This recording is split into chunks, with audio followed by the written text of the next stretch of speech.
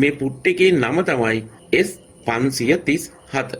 මේ පුට් එක තමයි ඉලාස්ටික් ප්‍රෙෂර් පුට්. මේ පුට් එක පාවිච්චි කරලා බොහොම පහසුවෙන් ඉලාස්ටික් ඇටච් කරන්න පුළුවන්. මේ ඉලාස්ටික් පුට් එක අනිත් බොහොමයක් පුට් වගේම ප්‍රමාණ කීපයකින් එනවා. 8න් 1, 16න් 3, 4න් 1, 16න් 5, භාගේ ඔන්න ඔය වගේ සයිසස් වලින් මේ ඉලාස්ටික් පුට් එක මිලදී ගන්න පුළුවන්.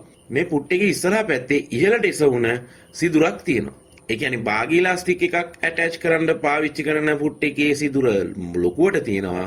හීන ඉලාස්ටික් එකක් ඇටච් කරන්න පාවිච්චි කරන පුට් එකේ සිදුර පොඩියට තියෙනවා. ඒ වගේම මේ පුට් එකෙන් හැදෙන රැලිවල ප්‍රමාණය තීරණය කරන්නේ ඔබට මේ පුට් එකේ පේනවා ඉදිරිපස තියෙනවා ඇණයක්. ඒ ඇණය ඉදිරියට තද කරනකොට මේ සිදුර ඇතුලේ තියෙන ස්ප්‍රීන් එකක්. දැන් අපි කියමුකෝ පොඩි තහඩු පටියක් කියලා. ඒක තහඩු පටිය ඉදිරියට තල්ලු වෙනවා. ඉදිරියට තල්ලු වෙලා ඉලාස්ටික් එක මත පීඩනයක් ඇති කරනවා. අන්න ඒ පීඩනයේ ප්‍රමාණය කොච්චරක්ද කියන එක උඩ තමයි ඔයාගේ රෙද්ද සහ ඉලාස්ටික් එක කොච්චර ප්‍රමාණයක් ගැදර වෙනවද කියලා තීරණය වෙන්නේ. ඒ කියන්නේ අතින් අදින්න ඕනේ නැහැ. ඉලාස්ටික් එක මේ සිදුර ඇතුලෙන් ඇතුලට දාලා ඔයාට අවශ්‍ය ප්‍රමාණයට ඇනේ තද කරපුවාම ඒ ඔයා තද කරන ප්‍රමාණයට ක්‍රමානුකූලව ඉලාස්ටික් එක ඇදිලා රෙද්දට ලබා දෙන්නේ. එතකොට ඒ ඇදිච්ච ප්‍රමාණයට අනුරූපව රෙද්ද රැලි වෙනවා.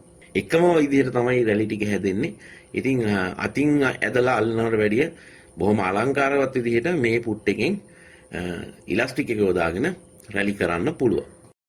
ඉලාස්ටික් විතරක් නෙවෙයි, හීනි කෝඩ් එකක්, හීනි රිබන් එකක්, අන්න ඒ වගේ දේවල් උනත් මේ පුට් එකේ ස්ප්‍රීන් එකේ ටෙන්ෂන් එක අඩු කරලා මේ සිදුර ඇතුලෙන් ඇතුල් කරලා අපිට ඇද වෙන්නේ නැතුව කෙලින් ඇටච් කරගන්න පුළුවන්. සමහරක් උපාංග තියෙනවා බොහොම නිර්මාණශීලී විදිහට හිතන අයට ඒවා නිර්මාණය කරනකොට ඉලක්ක කරන කාර්ය නෙමෙයි ඔබේ නිර්මාණශීලීත්වය මත වෙනත් කාර්යයකට යොදා ගන්නත් පුළුවන්.